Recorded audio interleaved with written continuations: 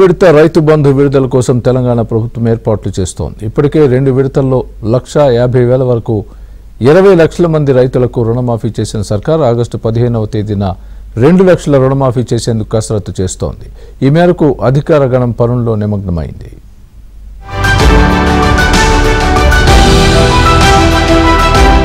తెలంగాణలో 44 లక్షల మంది రైతులు, 29 లక్షల కుటుంబాలు రుణమాఫీ కోసం గత 5 ఏళ్లుగా ఎదురు చూస్తున్నారు.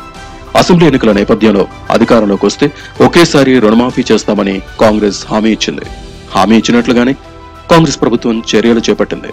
అందుకనుగుణంగా 32,000 కోట్లు ఒకేసారి రుణమాఫీ చేయాలని భావించినా నిధుల సర్దుబాటు కాలేదు. దీంతో దశల వారీగా మొత్తం 3 విడతల్లో రుణమాఫీ చేయాలని సీఎం రేవంత్ రెడ్డి నిర్ణయించారు. అందులో భాగంగా మొదటి విడతలో జూలై 18వ తేదీన సచివాలయంలో సీఎంతో పాటు మంత్రుల బృందం బటన్ నొక్కి రుణమాఫీ నిధులు విడుదల చేశారు.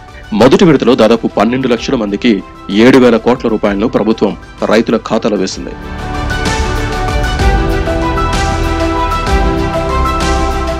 రెండో విడత రుణమాఫీ డబ్బులను అసెంబ్లీ సమావేశాలు జరుగుతూ ఉండగానే ప్రభుత్వం విడుదల చేసింది.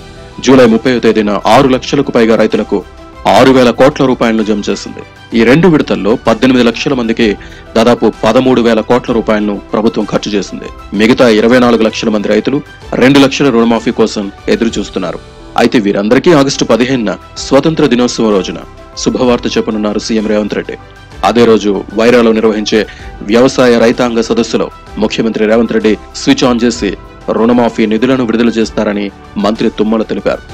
ఆర్థిక ఇబ్బందుల్లో ఉన్నటువంటి ప్రభుత్వం ఆర్థిక వ్యవస్థను చిన్నాభిన్నం చేసి అభూత కల్పనలతోటి కాలం గడిపినటువంటి విధానానికి భిన్నంగా అన్నమాటని నిలబెట్టాలనే ఉద్దేశంతో ఈ 2 లక్షల రుణమాఫాన్ని నెత్తికెత్తుకున్నాం. దానికి ఇబ్బందులున్నా మిగతా సెక్టార్స్ లో సెట్ చేసుకొని అడ్జస్ట్ చేసుకొని ఇప్పుడు 2 విడతలుగా రిలీజ్ చేసాం. 3వ విడత కూడా ఈ నెలలో చేయదలుచుకున్నామని చెప్పి సాక్షాత్తు ముఖ్యమంత్రి గారు చెప్పారు.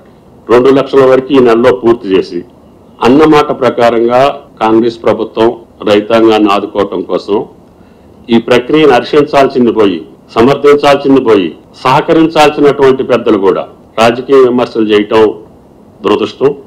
మొత్తానికి కాంగ్రెస్ ప్రభుత్వం ఇచ్చిన మాటలను నిలబెట్టుకుంటోంది. ఒకవైపు రైతు బంధు కోసం నిధుల సమీకరణ చేస్తూనే రుణమాఫీ చేస్తోంది. కొన్ని సాంకేతిక కారణాల ద్వారా రుణమాఫీ డబ్బులు పొందలేని రైతులకు తిరిగి డబ్బులు పంపించేందుకు కసరత్తులు చేస్తోంది. ఇందుకోసం జిల్లా వ్యవసాయ అధికారులతో మానిటరింగ్ చేస్తూ మిగిలిన వారికి త్వరితగతిన రుణమాఫీ చేసే విధంగా ప్రభుత్వం కలెక్టర్లను అప్రమత్తం చేసింది. ప్రభుత్వం రుణమాఫీ చేస్తూ ఉండడంతో తెలంగాణ రైతులు హర్షం వ్యక్తం చేస్తున్నారు.